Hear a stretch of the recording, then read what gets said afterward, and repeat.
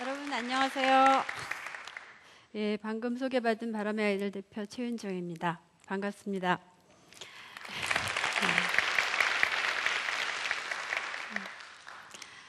예, 자꾸 제복 얘기를 하셔서 제가 조금 부담이 되는데, 왜냐하면 뭐가 되려고 그러니 혹은 이제 뭐가 되려고 그러는지 몰라 애가, 이런 얘기는 누구나 아이를 키우다 보면은 어느 집에서나 나오는 이야기인데요. 사실은 그 말 자체는, 제가 오늘 하고 싶은 이야기는 애가 무엇이 되는 것이 중요하다거나 어떻게 가르쳐야 무엇이 된다라는 얘기가 아니라 왜 그런 말을 부모가 하는가에 대한 얘기예요. 그러니까 그런 얘기를 할 때는 부모들이 어떤 심정이냐면요, 이해가 안 가는 거예요. 아이들의 행동이, 말이. 그래서 왜 저런 말을 애가 하지? 애가 진짜 엉뚱하다, 이런 뜻이거든요. 그래서 제가 오늘 해드릴 이야기는 동화책 이야기인데요. 저도 동화책 하면 여러분들이 당장 우리 애들을 책을 많이 읽혀야 될 텐데 라든가 무슨 책을 읽혀야 할까라는 생각을 하실 것 같아요. 물론 중요한 생각인데요. 오늘 이 자리에서 15분 동안은 그런 생각을 좀 내려놓으시고 교육에 대한 걱정도 좀 접으시고 제가 소개해드리는 이 동화책들을 보시면서 자기 안의 아이를 한번 돌아보시면 좋겠어요. 그리고 그 아이의 마음을 한번 느껴보셨으면 좋겠어요. 그런 의미에서 제가 오늘 동화에 대한 이야기를 하려고 합니다. 아이가 세상에 태어났을 때 부모, 특히 엄마는 아이에게 온 세상이고 온 우주라고 합니다. 그래서 오로지 엄마를 통해서만 아이는 세상과 접촉할 수 있고 어떻게 살아야 하는지도 엄마를 통해서 배우죠. 물론 우리가 어른이 된 지금은 그것을 다 잊었지만 의식 속에 없을 뿐이지 무의식 속에 패턴이 되어서 영원히 우리 인간의 일생에 영향을 미치는 것이 바로 엄마라는 존재라고 합니다. 엄마라고 하는 대상인 거죠. 여기 보시는 이 그림책 한 권이 변선진이라고 하는 19살짜리 작가가 이 작품 한 편을 남기고 세상을 떠났어요. 근데 제목이 상당히 강하죠. 절대 보지 마세요. 절대 듣지 마세요. 저 얘기는 물론 반어법적으로 제발 좀 들어달라, 봐달라 하는 외침이죠. 근데 이렇게 강하기 때문에 마치 또 작가의 죽음이라는 이런 이모셔널한 이런 사건이 작품과 관계가 있지 않나 생각하시겠지만 그렇지 않고요. 저 아이는 아주 평범한 아이였고 밝고 명랑한 아이였어요. 그리고 이 책은 저 아이가 고등학교를 졸업하면서 그림책 작가가 되기로 결심하고 그 졸업 논문으로 남긴 작품이었거든요. 미발표 원고였죠. 제가 저 원고를 입수해서 책으로 만드는 동안 그 아이는 한 번도 보지 못하고 저 세상으로 갔어요. 정말 저는 저 원고를 보고 어쩜 이렇게 제가 우리나라 아동문학에서 하는 그 동화라든지 그림책에서 이렇게 어른들은 작가가 되었던지 부모가 되었던지 교사가 되었던지 아이들을 모를까? 그렇지만 이것에 대해서 어떻게 이야기할 수 있을까? 수없이 고민했던 것들을 저 아이가 너무나도 솔직하고 서투르고 정확하고 강렬하게 한 권의 작품으로 이야기를 한 거예요. 그래서 저는 굉장한 감동을 받고 이것을 주변의 그 만류에도 불구하고 책으로 냈거든요. 왜냐하면 책이라고 하는 것은 하나의 작품이기도 하지만 상품이기도 해서 만약에 독자의 손길에 닿지 않는다면 의미가 없다라고 하는 것이 만류하는 사람들의 입장이었어요. 그렇지만 저는 절실한 심정으로 그래도 괜찮다라고 하고 냈는데, 저 책을 내기 전에 바람의 아이들에서 100권 이상의 책을 냈지만 한 권의 그림책을 내고 1년이 지나도록 2년이 지나도록 2,000부 팔리지 않습니다. 저 책이요, 나오자마자 다음하고 네이버에 메인 화면에 소개가 되고 일주일 만에 매진이 됐어요. 그래가지고 저희가 제일 깜짝 놀란 거예요. 어떻게 이런 사태가 있을 수 있을까? 그런데 저는 제가 말씀드리는 것은 상업적 성공에 대한 이야기가 아니에요. 그런 마음으로 만들지도 않았을 뿐더러 왜 이런가? 저는 그것이 우리 어른들의 마음이라고 생각해요.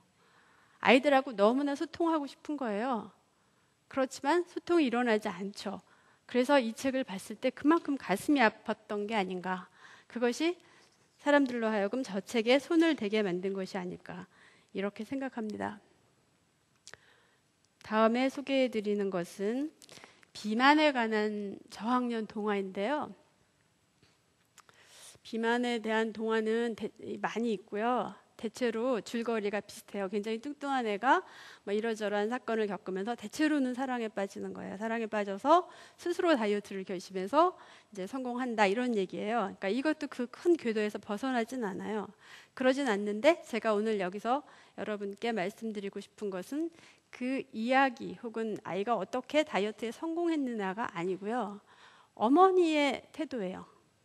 이 집은 주인공이 이렇게 뚱뚱한 아이고요. 엄마, 아버지, 동생 모두 다 뚱뚱해요. 그런데 엄마가 전혀 다이어트에 관심이 없으세요. 관심이 없다기보다도 본인도 많이 실패하지만 밥상을 항상 뚱뚱한 사람들이 행복하게 실컷 먹을 수 있게 차리시는 거예요. 그리고 심지어 학교 가는 애한테 초콜릿도 넣어줘요. 그러면 이제 노는 시간에 이 뚱뚱하지 않은 친구가 맨날 와서 초콜릿 달라고 그래요. 우리 엄마는 초콜릿 못 먹게 한다고. 그게 이제 저 문장이거든요. 근데 이제 저 아이가 말씀드렸듯이 사랑에 빠지고 이제 다이어트를 하고 싶어 해요. 충격을 받아서 다이어트를 하고 싶어 했는데 그때 또 엄마는 아이의 마음을 정말 공감하는 거예요. 정말 속상하겠구나. 그리고 아이의 그 절망감, 정말 다이어트를 하고 싶은 절실한 욕구, 이런 것들을 모두 이해하면서 다이어트라는 게 음식에 대한 지식과 뭐 그 절제와 여러 가지가 필요하기 때문에 그런 것들에 모두 엄마가 동참을 해요. 그렇게 하면서 이제 도와주는데 그게 지지죠. 공감이고 지지인 건데 동화책 얘기는 여기까지고요. 제가 저 작품을 봤을 때 바로 반성이 되더라고요. 저도 아이를 키우는 엄마인데 아이는 맨날 이랬다 저랬다 이렇게 그러는데 가만히 보면 매사가 이제 문제처럼 보이는 거예요. 저는 잘 모르겠고 애가 왜 그러는지. 이게 정말 문제구나. 이 문제 왜 이런 거지? 이 문제는 어떻게 해결하지? 저는 그렇게밖에 생각할 줄 몰랐어요. 아이가 그런 문제를 일으킬 때 마음 상태라는 것은 어떤 것인지 생각하기에는 또 제 머리도 너무 복잡하고 또 제 일도 너무 바쁘고 아이는 또 끊임없이 다른 문제를 일으키기 때문에 금방금방 잊어버리고 지나갔는데 한 번씩 읽는 이런 동화책들이 저에게 그런 자극을 준 거죠. 근데 그 당시에 몰랐는데 이 원고를 정리하면서 보니까 제가 애가 다 크고 난 다음에 비로소 그때 아이의 신호는 이런 것이었구나라는 것을 느꼈다는 거죠. 이 책은 이제 여러분께 나눠드렸던 제 책인데요. 제가 이 책은 사실 양심적으로 조금 부끄럽기도 해요. 왜냐하면 이걸 책을 쓰려고 썼던 원고가 아니고요. 아까 말씀드렸듯이 수많은 문제들에 부딪히면서 엄마이기 때문에 본능적으로 제 작업으로 돌아가고 일터로 돌아가도 마음이 개운치가 않아요. 애가 왜 그랬을까? 늘 마음이 불편하거든요. 그러면 일단 이렇게 마음을 가다듬는 차원에서 제가 이렇게 일기 형식으로 글을 좀 썼어요. 근데 제가 노력한 것은 내가 어떻게 생각한다가 아니고 아이가 가만히 생각해 보니까 이렇게 말했는데 이런 표정이었는데 걔는 무슨 생각이었을까? 이랬겠구나.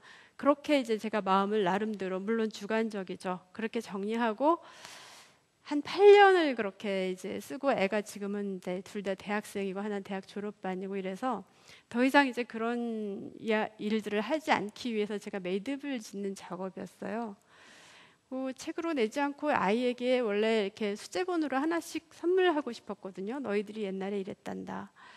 그랬는데 마지막 순간에 제가 생각을 바꿨는데요.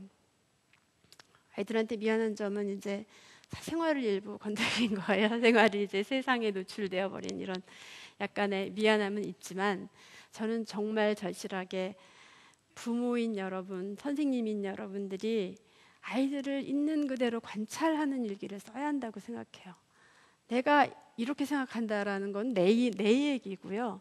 애들이 오늘 아이들이 부모하고 하루에 몇 번 눈을 맞추는지 모르겠어요. 근데 짧게 보는 때라도 아주 주의 깊게 아이들을 살펴서 아이가 어떤 언어로, 어떤 표정으로, 어떤 말을 했는지 그런 것들을 자꾸 생각해 보는 것. 그게 바로 아이와 내면이 같아지는 방식이고요. 내면이 같아지면 사실 소통은 그렇게 어렵지 않게 일어나거든요. 네, 그래서 제가 그런 마음으로 이 책을 냈습니다. 그리고 이제 그렇게 하다 보면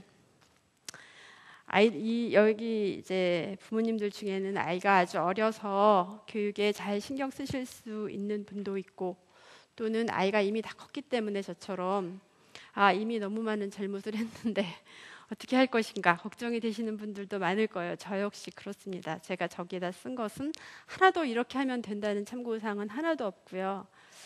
이렇게 아픈 이 오답 노트예요. 난 정말 이렇게 열심히 했는데 그게 잘못이더라. 주로 이런 이야기거든요. 근데 제가 낸 그 청소년 소설 중에 이런 문장이 있어요. 이거는 이제 고등학교 아이가 자기의 그 멘토와 비슷한 어떤 어른하고 대화를 하는 건데, 아이가 아파하니까 그 사람이 이렇게 말해요.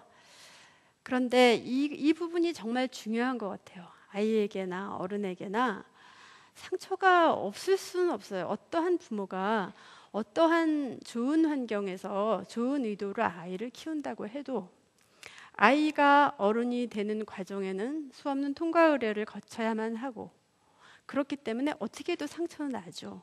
그러니까 상처가 유년기에서 어른이 되면서 상처가 없는 어른은 이 세상에 존재하지 않는다고 해요.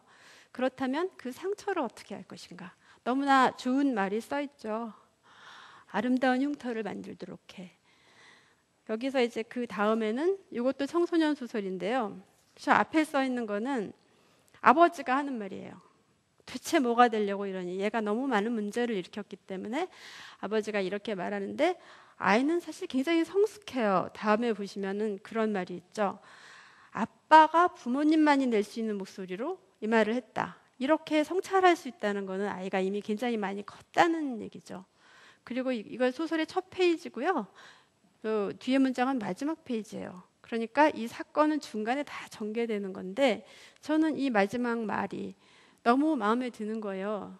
자기도 정말 자기가 뭐가 되려고 이러는지 모르고 질풍노도의 이 폭풍 같은 성장기를 겪었는데 결국은 이런 대답을 얻은 거죠. 아주 멋진 대답이에요. 처음에 제가 말씀드렸다시피 아이들 책을 읽는다는 거는 자기의 내면의 아이를 돌보는 일이기도 하거든요. 어느 심리학자의 표현을 빌면 누구나의 마음속에는 상처 입은 어린아이가 살고 있다, 그렇게 얘기하잖아요. 저 자신 분명하게 그것을 느꼈어요. 제가 어린이 책을 한 20년 남짓 읽었는데요.